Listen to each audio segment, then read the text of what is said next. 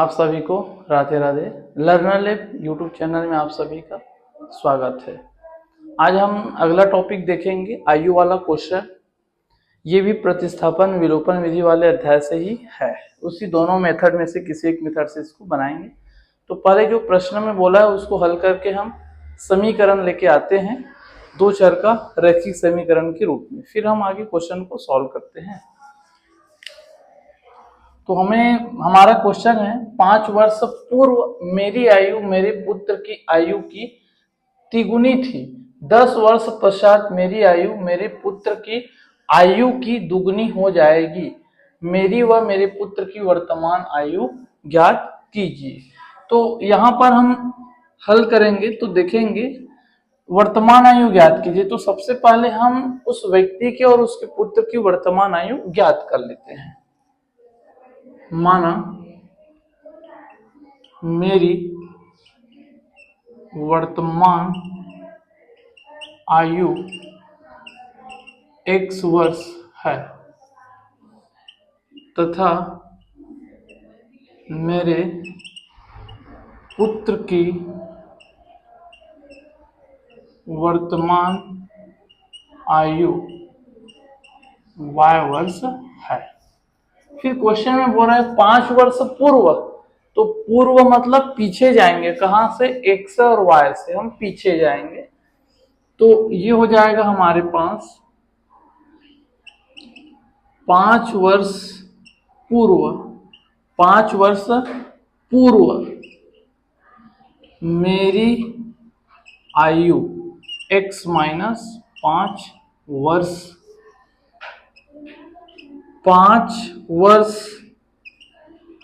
पूर्व मेरे पुत्र की आयु तो ये हो जाएगा हमारे पास y माइनस 5 वर्ष। फिर क्वेश्चन में बोल रहा है आयु की तिगुनी हो जाएगी। तो यहां पर हम थोड़ा सा ध्यान देंगे, तिगुनी हो जाएगी, इसको हम बोल लेंगे प्रश्नानुसार। प्रश्नानुसार अकॉर्डिंग टू क्वेश्चन। तो ये हो जाएगा जो क्वेश्चन में वर्डिंग हो उसके हिसाब से इसको जमाएंगे। मेरी आयु मतलब उस व्यक्ति की आयु x माइनस 5 है, मेरे पुत्र की आयु y माइनस 5। उसके बाद क्या बोल रहा है वो क्वेश्चन फिर देखेंगे। मेरी आयु मेरे पुत्र की आयु की तिगुनी है।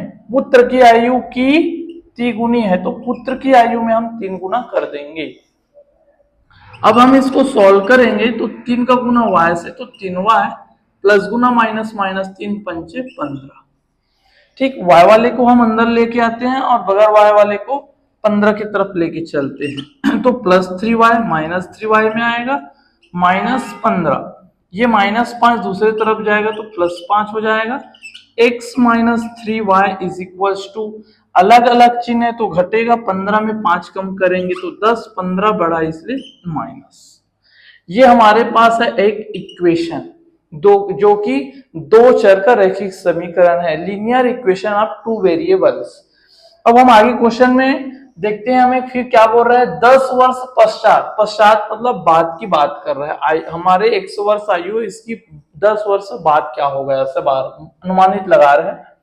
तो ये बोल रहा है 10 वर्ष पश्चात मेरी आयु, तो दोनों की आयु निकाल लेते हैं। 10 वर्ष पश्चात मेरी आयु x प्लस 10 वर्ष। 10 वर्ष पश्चात मेरे पुत्र की आयु क्या हो जाएगा? y प्लस 10 वर्ष। फिर प्रश्न में जो बोला उसको जमाएंगे। पहले मेरी बोल रहा है, बाद में मेरे पुत्र की बोल रहा है। तो पहले हम उस व्यक्ति की आयु को लिखेंगे, बाद में उसके पुत्र की आयु को। जो वर्ड में जैसा बात कर रहे क्रम में, क्रम में पहले लिख लेना है। 10 वर्ष पश्चात मेरी आयु, तो ये है मेरी आयु जो कि पहले लिखेंगे। मेरे पुत्र की आयु की, तो पुत्र की आयु ये इसको हम यहां लिखे। आयु की दुगनी हो जाएगी। देखो क्या बोल रहा है, मेरे पुत्र की आयु की दुगनी हो जाएगी, तो पुत्र की आयु की दुगनी यानी कि 2 का गुणा करना है। इसको बहुत बच्चे को जमाने में दिक्कत होता है, तो वही करे, पहले जो क्रम में दिया है उस क्रम में आयु को लिखे। पहले व्यक्ति की आयु है 10 वर्ष पश्चात, फिर उसकी पुत्र की आयु 10 वर्ष पश्चात, उसके बाद पूरा क्वेश्चन पढ़े कि वो अंतिम में क्या वर्ड बोल रहा है, किसमें गुना करने बोल रहा है, किसमें कम करना है, किसमें अधिक करना है। तो वो वर्ड से हमें मिल रहा है मेरे पुत्र की आयु की दुगनी, मेरे पुत्र की आयु की दुगनी हो जाएगी, तो पुत्र की आयु की दुगनी हो जाएगी, तो हम पुत्र की आयु में 2 गुना कर दें। x प्लस 10 बराबर 2, प्लस गुना प्लस प्लस 2 गुना y 2y, प्लस गुना प्लस प्लस 2 दहम 20। फिर y वाले को x की तरफ ले आएंगे और बगैर x वाले y वाले को 20 की तरफ लेके चलेंगे, तो x माइनस 2y बराबर 20 माइनस 10 होगा। प्लस जो है माइनस में जाएगा, अलग अलग चिन्ह घटेगा, 20 में 10 करेंगे 10, 20 बड़ा इसलिए प्लस x माइनस 2y। ये हमारे पास फिर इक्वेशन 2 मिल गया। अब इक्वेशन 1 और इक्वेशन 2 जो है लीनियर इक्वेशन ऑफ 2 वेरिएबल, 2 चर का रैखिक समीकरण है। 2 चर के रैखिक समीकरण को हल करने का हम अभी 2 विधि पढ़े हैं, एक है प्रतिस्थापन विधि, दूसरा है हमारे पास विलोपन विधि, एक है हमारे पास सब्स्टिट्यूशन मेथड और एक है हमारे पास एलिमिनेशन मेथड। देखते हैं कि ये हमको किससे बनने में आसान है। तो देखो यहाँ x का जो कोएफिशिएंट है, गुणांक है, वो 1 है, लेकिन y का जो गुणांक है, कोएफिशिएंट है, वो अलग अलग है। तो हम जो सेम है उससे हम क्वेश्चन कैसे हल करेंगे वो चेक करते हैं। तो देखो x से हम x को अगर काट दे, विलोपित कर दे, विलोपन विधि, तो ये आ रहा है विलोपन विधि, ठीक है।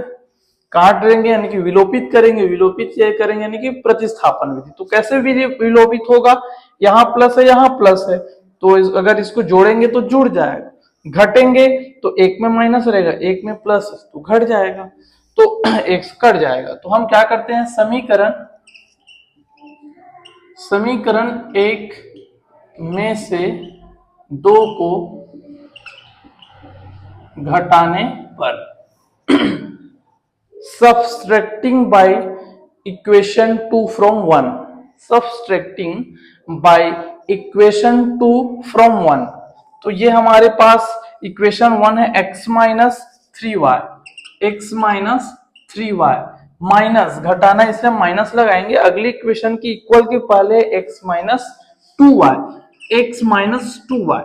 ऐसा लिख देने से रॉन्ग है, क्योंकि माइनस का x और 2y दोनों में माइनस हो रहा है, तो सिर्फ माइनस लिखेंगे तो वो x के साथ माइनस हुआ, माइनस 2y के साथ माइनस नहीं हुआ, इसलिए यहां हमें ब्रैकेट लगाना पड़ेगा, ठीक है। तब कल भी ये क्वेश्चन बताया जैसे मल्टीप्लाई वाले में होते हैं, वैसे इसमें भी करना है, वही प्रोसेस है कि आपको एक से अधिक पद मिला तो आप ब्रैकेट लगाएंगे।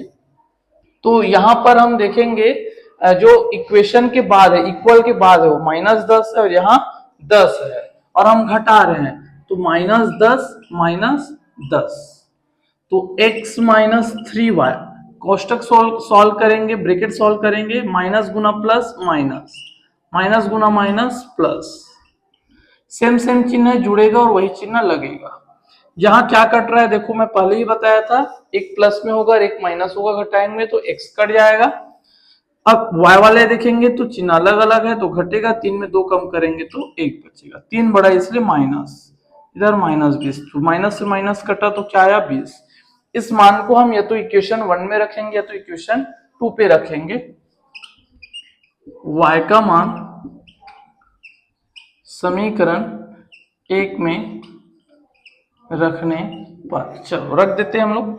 इक्वेशन 1 है x minus 3y equal to minus 10, जो जाएगा x minus 3 into 20 is equal to minus 10। हम y के जगह वैल्यू रख दिए है, y के जगह हम वैल्यू रख दिए 20, तो ये हो जाएगा x minus plus minus 30326 minus 10, तो ये हो जाएगा x equal to minus 10 plus 60, ये माइनस दूसरी तरफ जाएगा तो प्लस हो जाएगा। अब अलग अलग साइन है तो घटेगा, 60 में 10 कम कर देंगे तो हमारे पास बचेगा 50, 60 बड़ा इसलिए प्लस। तो यहाँ पर हमें आयु मिल गया, अब इसको हम लिखेंगे। अतः एक हम किसके आयु बोले थे, माना मेरी वर्तमान आयु उस व्यक्ति के है, तो यहां लिखेंगे अतः व्यक्ति की वर्तमान आयु 50 वर्ष तथा पुत्र की वर्तमान आयु हमारे पास है 20 वर्ष है। ठीक, ये इतना बनाएंगे तो हमारे पास 5 नंबर का क्वेश्चन आता है, 5 नंबर का है। आप सभी को यह क्वेश्चन समझ आया होगा, नहीं आया होगा तो आप नहीं आया होगा तो आप कमेंट करो कहाँ पर नहीं आया, हम दोबारा इसको देखेंगे। और आप सभी हमारे चैनल को लाइक शेयर सब्सक्राइब जरूर करें, जिससे और अन्य लोगों तक यह वीडियो पहुंच पाए। और आप सभी का ही सपोर्ट हम लोगों को चाहिए ताकि हम अच्छे से अच्छे आपको गणित में पकड़ बना पाए।